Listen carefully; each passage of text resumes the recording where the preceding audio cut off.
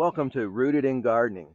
The focus of this channel is to go over gardening techniques, whether they be the modern ones, the one that the YouTubers are doing, including me, old school techniques, um, in ground, above ground, garden containers, grow buckets, grow bags, flower pots, 5-gallon buckets, you name it.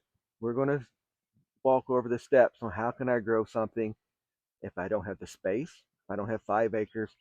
I'm on a 0.3 acre subdivision, so I can grow quite a lot in this space, but others don't have this much space. They have a deck, a patio. We're going to go over it all. We're going to teach everybody how to grow and grow the foods they want. Grow the foods you like. If you don't like it, don't grow it because you're not going to eat it. So just grow what you like. If it's something no one else does, don't worry about it. It's your garden, your rules. Today's topic is going to be I don't have enough space. We hear that a lot. I don't have enough space to grow fruits and vegetables. I wish I had more room. Well, let us introduce the salad bowl.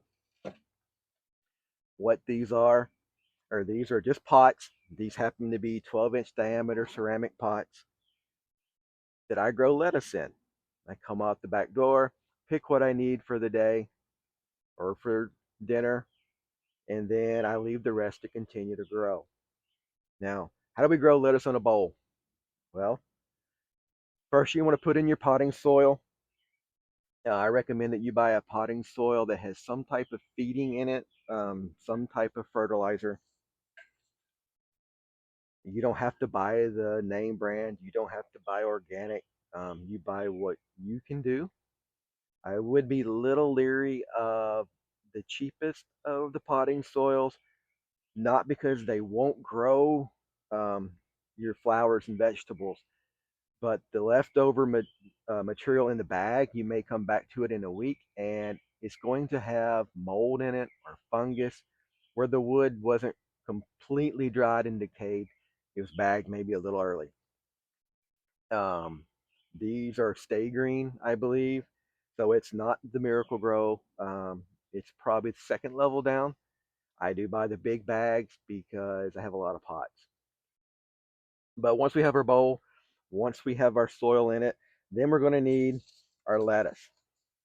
So for me, I'm using Schlush, which is German. And I picked a really good one to go on my first YouTube video because that's a very hard name to pronounce. So this right here is the Schlush. It's named that because it's speckled. You can kind of see we have the green with some red dots in it, and it kind of looks like a trout. And the other one we're growing is Merlot, which is named after the wine because it has that deep red color. So once we get our pot, we got it full of dirt. We know which seed we want. We got to determine, do we want head lettuce or do we want loose leaf lettuce? So head lettuce is like the iceberg lettuce you get at the store. It's one big ball and you cut it up and you chop it. Loose leaf lettuce is the ones you get in the bags, come in many different flavors. Um, it's where you have individual leaves of lettuce and you take what you need. You don't necessarily have to chop it up, and you make your salad out of that. So both of these are your loose leaf type. There's probably 30 individual plants in here, but we keep it harvested so it doesn't get too thick and overgrown.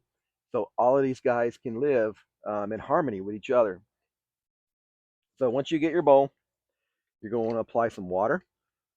I do my watering first because your soil has a tendency to compact down.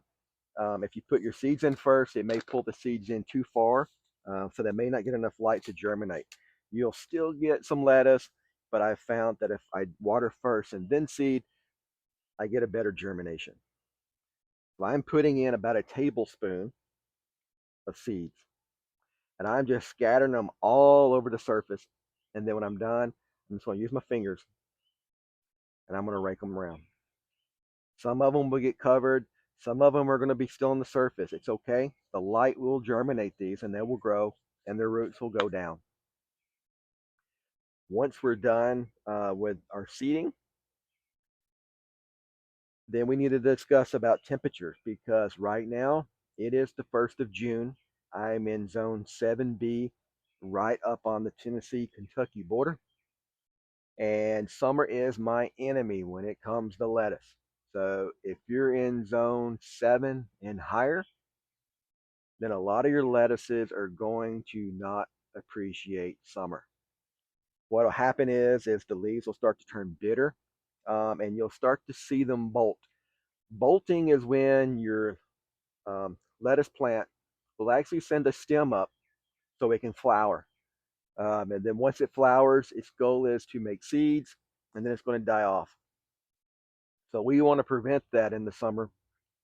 And how I do it in zone 7B is these two bowls will get morning sun. So they are facing the east, so they get sunrise. And right about noon, come lunchtime, they're going to be in the shade for the rest of the day. So they get about 6 hours of daylight, and they're going to get 6 to 8 hours of shade during the hottest part of the day, depending on how far we are in the summer as far as that temp goes. Now, once summer does come and you get to the temperatures of 80 degrees Fahrenheit or 26 degrees Celsius, I recommend that you water these every morning. So before you go to work or before you go on your morning run or whatever you do, just come out, give them some water. It may seem like overkill, but there's not a lot of growth for roots in here, and you've got a lot of plants. Now the water drains out, so the soil will stay somewhat dry. That's why watering them every day doesn't really impact them. There's not a lot of rot that goes on, but it keeps them standing up. It keeps them healthier to fight that summer sun. Now, when it comes to harvesting, and this is why that we're growing our vegetables, the one thing you don't want to do is you don't want to reach into the base of the plant and pull it up. If you pull it up from the root, that plant is gone and you've got to harvest it one time. What I like to do, especially with lettuce, because you don't really need clippers, it's easy, is you just come in and you pick you a handful. If you want to do clippers and scissors, you can. It is faster, but you want to take pieces from different plants. That way, the plant's still there. It's going to continue to grow. It's going to replace the leaves that you just took. Just like your grass, as long as it's alive, it's going to continue to grow. So it won't take long. You'll get you enough lettuce to feed your family or to feed yourself. And again, with these bowls, if you wanted a bowl for each person in your family, you do have the space for this. Um, I'm sitting on my deck. I've got two bowls fully grown. I've got one that's fixing to germinate. I got two more out in the garden. Um, if it does start to get extremely hot, I can move these. So when I get up into the 90s and into the hundreds, I can place these indoors if I need to. I can put them underneath the deck. I can put them on the front porch, just got a cover on it. Anything to keep them out of that summer sun and prolong their life as long as I can. Will they live the entire summer? No, they will eventually turn bitter. Bitters when the heat gets too much on them and they lose that sweetness and they get a little bitter. And that means I got to start over. So I will reseed all my pots in August. And for zone 7B, I can keep these things fully growing and happy a lot of times well into November, close to Thanksgiving. Um, I can keep them alive until Christmas. They can handle a frost, a light frost. If it's going to be a heavy frost for the day, then you need to cover them and protect them. So in this setup, I can actually just take the bowl, put them underneath this glass table for the night, and in the morning bring them back up on top so they can get their sun, get their warmth, and they will survive. Now, when I get into January in the depths of winter, and we start having every night below freezing or close to it, then yes, it'll be about done. but we're only talking weeks at that point because late February, 1st of March in zone 7B, we can reseed and start again. Soil temps really only need to be about 55 degrees. So um, if you're doing these in containers, the sun will warm these up. So it won't take long to get this soil warm enough. So there it goes. You do have some space. You do have techniques that you can grow your own vegetables, even if all you got is a balcony on an apartment. You just get you some pots, grow you some lettuce, and then you have at least some form of fresh vegetable to go along. The good news is with these guys not in the garden, slugs and snails are not a problem. They do get some little bit of insect pressure, but not a lot because they're with them being up on the deck or on the patio, that's just not the natural habitat of the insects that are going to come and eat them. So if you like this video, I would certainly appreciate it if you hit the like button, subscribe to the channel. We're going to go over all kinds of techniques for growing. We're going to do some in-ground. We're going to do some raised bed. If we can grow it in a technique, we're going to try it.